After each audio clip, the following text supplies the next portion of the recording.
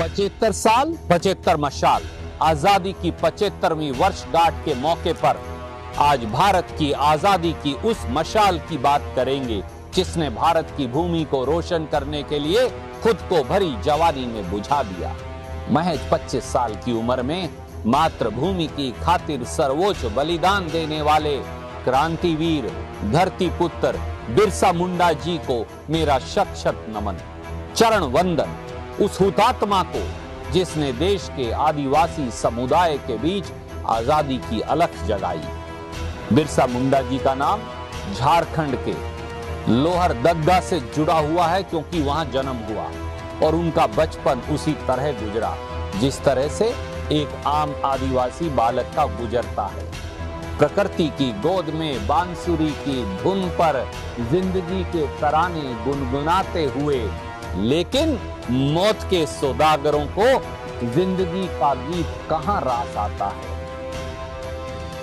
और वो कल बल छल से धरती पुत्रों के जल जमीन जंगल पर कब्जा कर रहे थे। बिरसा मुंडा जी को जल्दी ही समझ आ गया कि शोषण के इन औजारों को ओहदा भले ही अलग हो, नाम और पहचान इनकी भले ही अलग हो, लेकिन मूल तत्व में सब एक है, एक ही थैली के चट्टे बट्टे हैं।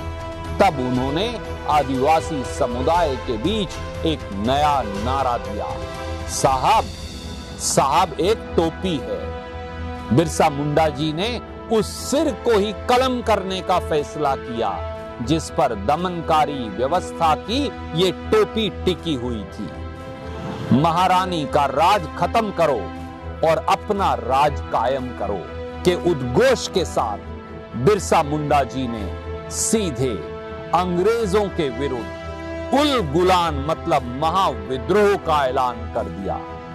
उनकी एक आवाज पर आदिवासियों का जत्था जत्था जंगलों में जमा होने लगा। धरती पुत्र अंग्रेजी शासन व्यवस्था से जुड़ी हर चीज को ध्वस्त करने लगे। अंग्रेजी हुकूमत ने अपनी पूरी ताकत बिरसा मुंडा जी और उनके सहयोगियों के खिलाफ लगा दी, लेकिन बिरसा मुंडा जी बल से अंग्रेजों के कब्जे में नहीं आए। तब धूर्त अंग्रेज ने छल का प्रयोग किया और उन पर इनाम घोषित किया। कहा जाता है कि उसी इनाम के लालच में एक गद्दार ने देशद्रोह कर दिया और बिरसा मुंडा जी के गुप्त ठिकाने की जानकारी जालिम अंग्रेज को दे दी। 9 जून 1900 को रांची जेल के अंदर बिरसा मुंडा जी की मौत, उनकी शहादत आज तक रहस्यों के आवरण में ढकी हुई है। अंग्रेजी सत्ता के नुमाइंदों ने दावा किया कि बीमारी से उनकी मौत हुई, लेकिन यह सच नहीं है दोस्तों। सच यह है कि उन्हें धीमा जहर दिया गया। साजिश से अंग्रेजों ने भले ही उनकी सांस की डोर तोड़ दी, लेकिन बिरसा मुंडा जी ने देश और आदिवासी समुदाय के बीच स्वतंत्रता और स्वाभिमान की जो अलख जगाई वो आज तक प्रज्वलित है। बिरसा मुंडा जी को गांधी जी से पहले ही गांधी की उपाधि भी दी गई। दरअसल हर वक्त हाथ में तीर कमान लिए हुए बिरसा जी अनावश्यक हिंसा के सख्त खिलाफ थे।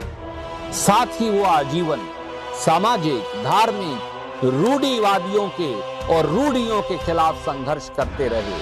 अपने समुदाय के बीच उनकी छवि भगवान की थी, परंतु वो भगवान जो इंसान में मौजूद है। लोग बाग इस उम्मीद में उनके पास आते थे कि उनके छूट देने भर से उनके दुख दर्द दूर हो जाएंगे, लेकिन खुद बिरसा मुंडा जी अंधविश्वास के खिलाफ अपने समुदाय के बीच और देश में अलख जगाते रहे। आजादी की लड़ाई में बिरसा मुंडा जी ने जो योगदान दिया है उसके लिए राष्ट्र आजीवन उनका ऋणी रहेगा। स्वतंत्रता के सपूत को मेरा नमस्कार। जय स्वतंत्रता संग्राम, जय भारत, जय हिंद।